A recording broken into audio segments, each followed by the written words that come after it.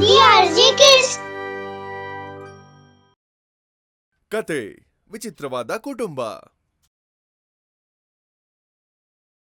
ಮಾಹಿಷ್ಮತಿ ಅನ್ನೋ ಒಂದು ಊರು ಇತ್ತು. ಅಲ್ಲಿ ಒಂದು ಕುಟುಂಬ ಇತ್ತು. ಅಲ್ಲಿ ಮದುವೆ ಆಗಿರೋ 3 ಜೋಡಿಗಳಿದ್ವು.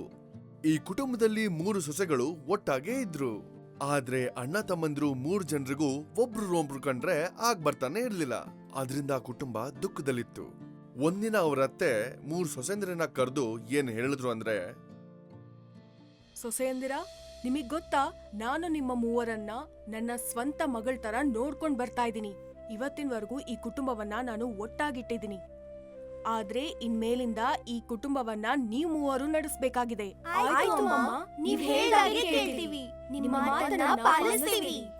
ಇಲ್ ನೋಡಿ, ನಿಮ್ 3 ಜನಕ್ಕೂ ಗೊತ್ತಿಲ್ದಿರೋದೇನೂ ಇಲ್ಲ. 3 ಜನ ಅಣ್ಣ ತಮ್ಮಂದಿರ್ಗೂ ಒಂದಲ್ಲ ಒಂದು ಜಗಳ ಬರ್ತಾನೇ ಇದೆ. ನಾನ್ ಏನ್ ಹೇಳ್ತೀನಿ ಅಂದ್ರೆ, ನೀವು 3 ಜನನು ಒಂದ್ ಕೆಲ್ಸ ಮಾಡಿ, ಅವ್ರು ಮತ್ತೆ ಒಟ್ಟಾಗಿರೋ ತರ ಮಾಡ್ಬೇಕು. ಸೊಸೆಯಂದಿರ, ಇದನ್ನೆಲ್ಲ ನನ್ನ ಮಕ್ಕಳಿಗೆ ಹೇಳೋಕೆ ಪ್ರಯತ್ನ ಪಟ್ಟೆ. ಆದ್ರೆ ಅವರ ನಡುವೆ ಇರೋ ಜಗಳ ದಿನೇ ದಿನೇ ಹೆಚ್ಚಾಗ್ತಿದೆ. ನನಗ್ ಬೇಕಾಗಿರೋದು ನನ್ನ ಕುಟುಂಬ ಮೊದ್ಲಿನ ತರ ಸಂತೋಷವಾಗಿ ಇರ್ಬೇಕು. ನನಗೂ ಅದೇ ಇಷ್ಟ ಅಮ್ಮ. ಈ ವಯಸ್ಸಿನಲ್ಲಿ ನನ್ನ ಮಕ್ಕಳು ಜಗಳ ಮಾಡ್ತಾ ಇರೋದನ್ನ ನನಗ್ ನೋಡೋದಿಕ್ ಆಗ್ತಿಲ್ಲ. ನನ್ ಮನ್ಸು ತುಂಬಾ ಕಷ್ಟ ಪಡ್ತಿದೆ. ನನಗ್ ಗೊತ್ತಿಲ್ಲ ಅಂತದ ಅವರ ಮೂವರ ನಡುವೆ ಏನಾಗಿದೆ ಅಂತ.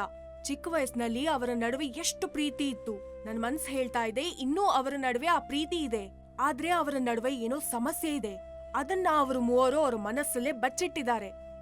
ಎಲ್ಲಿ ತನಕ ಆ ವಿಷಯ ಹೊರಗ್ ಬರಲ್ವೋ ಅಲ್ಲಿಯ ತನಕ ಅವರ ಮೂವರ ನಡುವೆ ಮನಸ್ತಾಪ ಇರುತ್ತೆ. ಅರ್ಥ ಆಯ್ತಾ ನಿಮ್ಗೆ? ಹೌದು ಅಮ್ಮ, ನೀವು ನಿಜ ಹೇಳ್ತಾ ಇದ್ದೀರಾ. ನೀವು ಮತ್ತೆ ಅಪ್ಪಾಜಿ ಹೇಗ್ ಹೇಳ್ತಿರೋ ಹಾಗೆ ಕೇಳ್ತೀವಿ. 3 ಜನ ಅವ್ರ ಮಾತನ್ ಕೇಳಿ ಅಡಿಗೆ ಮನೆಗ್ ಬಂದ್ರು. ಸುಮ್ನಿದ್ರು, ಯೋಚನೆ ಮಾಡ್ತಾ ಇದ್ರು. ಅಮ್ಮ ಮತ್ತೆ ಅಪ್ಪಾಜಿ ಸರಿಯಾಗಿ ಹೇಳ್ತಾ ಇದ್ದಾರೆ. ಇವರು ಮೂವರ ನಡುವೆ ಏನೋ ಸಮಸ್ಯೆ ಇದೆ. ನಾವೇನಾದ್ರೂ ಮಾಡ್ಲೇಬೇಕು. ಹೌದು ಅಕ್ಕ, ನೀವು ಸರಿಯಾಗಿ ಹೇಳ್ತಾ ಇದ್ದೀರಾ. ಅವ್ರನ್ನ ಈ ಸ್ಥಿತಿಯಲ್ಲಿ ನೋಡೋಕೆ ಚೆನ್ನಾಗಿಲ್ಲ. ಅಕ್ಕ, ಇಂಥ ಒಂದ್ ಪರಿಸ್ಥಿತಿಲಿ ಏನ್ ಮಾಡ್ಬೇಕು? ಮತ್ತೆ 3 ಜನ ಯೋಚನೆಗೆ ಬೀಳ್ತಾರೆ. ಅಕ್ಕ, ನನ್ನ ಹತ್ರ ಒಂದು ಉಪಾಯ ಇದೆ. ಹಾ, ಹೇಳು ರಾಧಾ. ಹಾ, ಹೇಳು ಏನ್ ಉಪಾಯ? ನನಗನ್ನಿಸ್ತಾ ಇದೆ, ಈ ಮೂವರು ಅಣ್ಣ ತಮ್ಮಂದನ್ನ ಒಂದೇ ಕೋಣೆಯಲ್ಲಿ ಕೂಡಿಡ್ಬೇಕು. ಅವರು ಅವ್ರ ಮನ್ಸಲ್ಲಿರೋ ವಿಷಯನ ಹೊರಗಡೆ ಹೇಳ್ತಾರೆ. ಹೌದು ರಾಧಾ, ನಿನ್ನ ಈ ಉಪಾಯ ಚೆನ್ನಾಗಿದೆ. ಆದ್ರೆ ಅವರ ಜಗಳ ಇನ್ನೂ ದೊಡ್ಡದಾಗ್ಬಾರ್ದು. ಅಕ್ಕ, ಎಲ್ಲಿಯವರೆಗೆ ಅವ್ರ ಮೂವರು ಅವರ ಮನ್ಸಲ್ಲಿರೋದನ್ನ ಹೊರಗೆ ಹೇಳಲ್ವೋ ಅಲ್ಲಿಯ ತನಕ ಅವರು ಪ್ರೀತಿಯಿಂದ ಇರೋಕೆ ಸಾಧ್ಯ ಇಲ್ಲ. ಮತ್ತೆ ಮನೆಯಲ್ಲಿ ಇನ್ನೂ ಜಗಳ ಆಗ್ತಾನೆ ಇರುತ್ತೆ. ಎಲ್ಲಿ ತನಕ ಅವ್ರ ಮನ್ಸಲ್ಲಿರೋ ವಿಷಯನ ಹೊರಗಡೆ ಹೇಳಲ್ವೋ ಅಲ್ಲಿ ತನಕ ನಾವು ಅವ್ರನ್ನ ಕೋಣೆಯಿಂದ ಹೊರಗಡೆ ಬಿಡೋದ್ ಬೇಡ. ಹಾ, ಇದೆಲ್ಲ ಸರಿ. ಆದ್ರೆ ನಾವು ಹೇಗೆ ಅವ್ರ ಮೂವರ್ನು ಒಂದೇ ಕೋಣೆಲ್ ಕಳ್ಸೋದು? ರಾಣಿ ಇದ್ರ ಬಗ್ಗೆ ಯೋಚನೆ ಮಾಡ್ತಾಳೆ.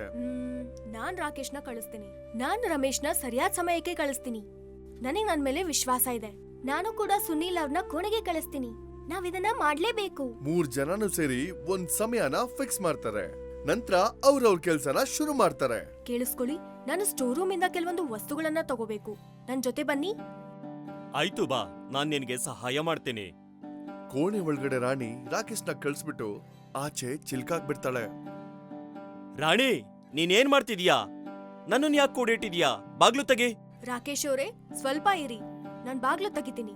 ಅಯ್ಯೋ ದೇವ್ರೇ, ಬೇಗ! ಎಷ್ಟೊತ್ತು? ಅದೇ ತರ ಮೈಮಾನು ರಾಧಾನು ಒಂದೊಂದ್ ಯೋಜನೆ ಮಾಡಿ ಅವ್ರ ಗಂಡಂದಿರನು ಕೂಡ ಕೋಣೆ ಒಳಗೆ ಹಾಕ್ಬಿಡ್ತಾರೆ. ಆ 3 ಜನ ಒಬ್ರನ್ನೊಬ್ರು ನೋಡ್ಕೋತಾ ಇದ್ರೆ ಅವ್ರಿಗೆ ಯೋಜನೆ ಅರ್ಥ ಆಯ್ತು. ಆವಾಗ್ಲೇ ಬಾಗ್ಲ ಅಡಿಗಡೆಯಿಂದ ಒಂದು ಪತ್ರ ಬರುತ್ತೆ. ಇಲ್ ನೋಡು, ಏನೋ ಲೆಟರ್ ಹಾಕ್ತಿದ್ದಾರೆ. ಇರೋ, ನಾನ್ ನೋಡ್ತೀನಿ. ಅದ್ರಲ್ಲಿ ಏನ್ ಬರ್ತಿದೆ? ಬೇಗ ಓದು. ನಾವು 3 ಜನನು ನಿಮ್ಮನೇಲಿ ಕೂಡಾಕಿದೀವಿ.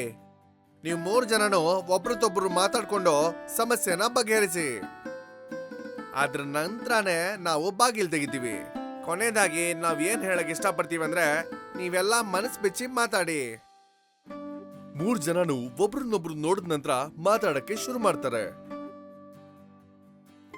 ಅವ್ರ 3 ಜನದ ಬಗ್ಗೆನೂ ನನಗ್ ಚೆನ್ನಾಗ್ ಗೊತ್ತು. ನಾವ್ 3 ಜನನು ಸೇರಿ ಸಮಸ್ಯೆನ ಬಗೆಹರಿಸೋವರೆಗೂ ಅವ್ರು ಖಂಡಿತ ನಮ್ಮನ್ನ ಹೊರಗ್ ಬಿಡಲ್ಲ. ಹೌದು, ನೀವ್ ಹೇಳಿದ್ದು ಸರಿ ಇದೆ ಅಣ್ಣ. ಹೌದು, ನನ್ಗೂ ಹಾಗೇನೆ ಕಾಣಿಸ್ತಾ ಇದೆ. ನಾವು 3 ಜನರ ಒಳಗಡೆ ಇದುವರೆಗೆ ಏನೆಲ್ಲ ನಡೆದಿದ್ಯೋ ಅದನ್ನೆಲ್ಲ ಸರಿ ಮಾಡೋ ಸಮಯ ಇದೆ ಅನ್ಸುತ್ತೆ. ನಾವು ಎಷ್ಟ್ ದಿನ ಅಂತ ಇದೇ ರೀತಿ ಮಾತಾಡ್ದೆ ಜಗಳ ಆಡ್ಕೊಂಡಿರ್ತೀವಿ? ನೀವೇ ಹೇಳಿ. ನಾನು ನನ್ನ ಕೆಲಸದಲ್ಲಿ ಬ್ಯುಸಿ ಆಗಿದ್ದೀನಿ, ಹಾಗಾಗಿ ನಿಮ್ ಜೊತೆ ನಾನು ಮಾತಾಡೋದಿಕ್ಕಾಗ್ತಿಲ್ಲ. ನನಗೆ ನಿಮ್ ಮೇಲೆ ಯಾವ ಕೋಪನೂ ಇಲ್ಲ. ನಿಮ್ಮಿಬ್ರು ಬೆಳವಣಿಗೆ ನೋಡಿ ನನ್ಗೆ ಯಾವತ್ತೂ ಸಂತೋಷನೇ. ಆದ್ರೆ ಕೆಲವು ಸಲ ನಾನು ಮಾಡಿದ ಕೆಲಸದಿಂದಾನೇ ನನಗೆ ಕೋಪ ಬರುತ್ತೆ.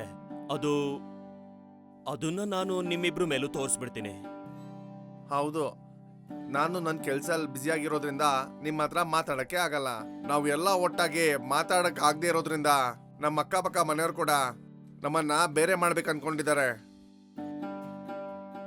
ಹೌದು ಅಣ್ಣ, ನೀವು ಎಷ್ಟ್ ದಿನ ಇದೇ ಮಾತನ್ನೇ ಹೇಳ್ತಿರ್ತೀರಾ?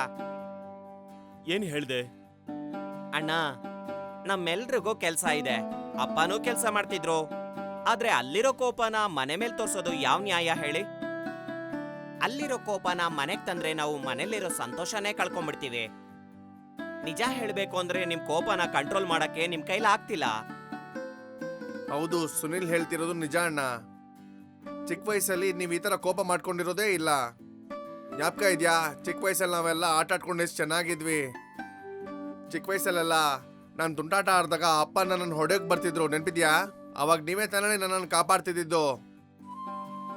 ಹೌದು ಅಣ್ಣ, ನಾವಿಬ್ರು ನಿಮ್ಮನ್ ನೋಡಿನೇ ಸಾಕಷ್ಟು ಒಳ್ಳೆ ವಿಷಯನ ನಿಮ್ಮಿಂದ ಕಲ್ತ್ಕೊಂಡ್ವಿ. ಆದ್ರೆ ಇದ್ದಕ್ಕಿದ್ದಂಗೆ ನೀವು ಬದ್ಲಾಗ್ಬಿಟ್ರಿ ಅಲ್ಲ ಅಣ್ಣ. ನೀನು ಹೇಳೋದು ನಿಜಾನೇ.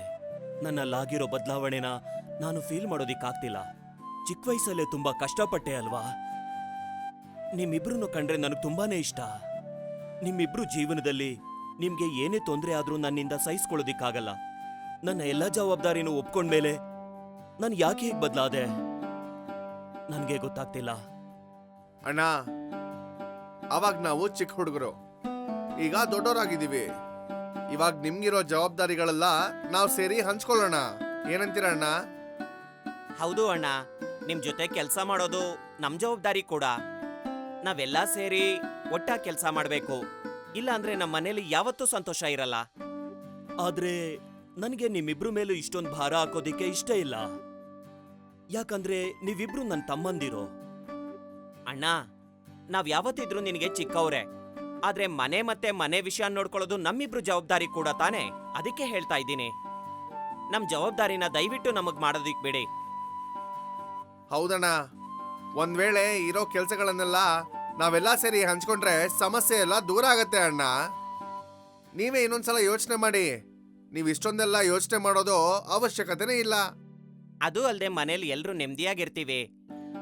ಯೋಚನೆ ಮಾಡಿ, ಮನೇಲಿ ಎಲ್ರೂ ಮತ್ತೆ ಸಂತೋಷವಾಗಿರ್ಬೋದು. ನೀವು ಕೋಪ ಮಾಡ್ಕೊಂಡ್ರೆ ಯಾರಿಗೂ ಒಳ್ಳೇದಲ್ಲ. ನಮ್ ಕುಟುಂಬ ಯಾವತ್ತೂ ಬೇಜಾರಲ್ಲೇ ಇರುತ್ತೆ ಅಣ್ಣ. ನೀವಿಬ್ರು ಇಷ್ಟೊಂದು ಬೆಳೆದಿದ್ದೀರಾ ಅಂತ ನನ್ಗೆ ಇಲ್ಲಿವರೆಗೂ ಗೊತ್ತಾಗ್ಲೇ ಇಲ್ಲ. ಅಪ್ಪ ಸರಿಯಾಗೇ ಹೇಳಿದ್ದಾರೆ. ಮನೇಲಿರೋ ಚಿಕ್ಕವರು ಅವ್ರವ್ರ ಜವಾಬ್ದಾರಿನ ಅರ್ಥ ಮಾಡ್ಕೊಂಡ್ರೆ ಅವರು ದೊಡ್ಡವರಾಗಿ ಬದಲಾಗ್ತಾರೆ ಅಂತ ನಾನು ನಿಮ್ಮಿಬ್ರತ್ರನೂ ಕ್ಷಮೆ ಕೇಳ್ತೀನಿ. ನಾನು ಈ ವಿಷಯ ಅರ್ಥ ಮಾಡ್ಕೊಳ್ಳೋದಿಕ್ಕೆ ತುಂಬಾ ಲೇಟ್ ಮಾಡ್ಬಿಟ್ಟೆ. 3 ಜನನು ಒಬ್ರನ್ನೊಬ್ರು ತಪ್ಕೋತಾರೆ. 4 ಗಂಟೆ ನಂತರ 3 ಜನನು ಒಂದ್ ಪತ್ರ ಬರೆದ್ಬಿಟ್ಟು ಬಾಗಿಲ್ ಕೆಳಗಡೆ ಹಾಕ್ಬಿಡ್ತಾರೆ. ದೊಡ್ಡ ಸೊಸೆ ಅದನ್ನ ಓದಕ್ ಶುರು ಮಾಡ್ತಾಳೆ. ನಾವ್ 3 ಅಣ್ಣ ತಮ್ಮಂದ್ರು ಒಬ್ರಿಗೊಬ್ರು ಮಾತಾಡ್ಕೊಂಡಿದೀವಿ. ಹಾಗೆ ನಮ್ಗೆ ನಂಬಿಕೆ ಇದೆ, ನಾವ್ 3 ಇನ್ನೆಂದೂ ಜಗಳ ಆಡಲ್ಲ. ಇನ್ ಮುಂದೆ ನಾವು ಖುಷಿಯಾಗಿರ್ತೀವಿ. ರಾಧಾ ಬಂದು ಬಾಗಿಲ್ನ ತೆಗಿತಾಳೆ. ಮದುವೆ ಆಗಿರೋ 3 ಜೋಡಿಗಳು ಒಬ್ರನ್ನೊಬ್ರು ನೋಡ್ಕೊಂಡು ಸಂತೋಷ ಪಡ್ತಾರೆ. ಅವ್ರೆಲ್ಲಾ ಸೇರಿ ಸಂತೋಷವಾಗಿ ಅಪ್ಪ ಅಮ್ಮನ್ ನೋಡಕ್ಕೆ ಕೆಳಗಡೆ ಹೋಗ್ತಾರೆ. ಎಲ್ರನ್ನು ಒಟ್ಟಾಗಿ ಸಂತೋಷವಾಗಿ ನೋಡಿ, ನಮ್ ಎಲ್ಲಾ ಸೊಸೆಯಂದ್ರು ಓದಿರೋದಿಕ್ಕೆ ಎಲ್ಲಾನ ಅರ್ಥ ಮಾಡ್ಕೊಂಡು ಇವ್ರನ್ನೆಲ್ಲ ಮತ್ತೆ ಒಂದಾಗೋ ಹಾಗೆ ಮಾಡಿದ್ರು. ಹಾ, ನೀವ್ ನಿಜ ಹೇಳ್ತಾ ಇದ್ದೀರಾ. ಒಂದ್ ಹುಡುಗಿ ಮನ್ಸ್ ಮಾಡಿದ್ರೆ ಒಡ್ದ್ ಹೋಗಿರೋ ಕುಟುಂಬನ ಒಂದ್ ಮಾಡ್ತಾಳೆ ಅಲ್ವಾ ಸೊಸೆಂದ್ರ? 6 ಜನನು ಬಂದು ಅಪ್ಪ ಅಮ್ಮನ್ ಕಾಲಿಗೆ ಬಿದ್ದು ಆಶೀರ್ವಾದ ತಗೋತಾರೆ. ಇವ್ರಿಗೂ ತುಂಬಾ ಸಂತೋಷ ಆಗುತ್ತೆ. ಸಮಸ್ಯೆ ಎಲ್ಲ ಬಗೆಹರಿದು ಕುಟುಂಬದವರೆಲ್ಲ ಸಂತೋಷವಾಗಿರ್ತಾರೆ. ಎಲ್ರು ಸೇರಿ ಅನ್ಯೋನ್ಯತೆಯಿಂದ ಇರ್ತಾರೆ. ಇನ್ ಮುಂದೆ ಅವ್ರ ಮಧ್ಯೆ ಯಾವುದೇ ಸಮಸ್ಯೆಗಳಿರಲ್ಲ. ಅವ್ರ ಮಧ್ಯೆ ಮನಸ್ತಾಪನೂ ಬರಲ್ಲ, ಸಂತೋಷವಾಗಿನೂ ಇರ್ತಾರೆ.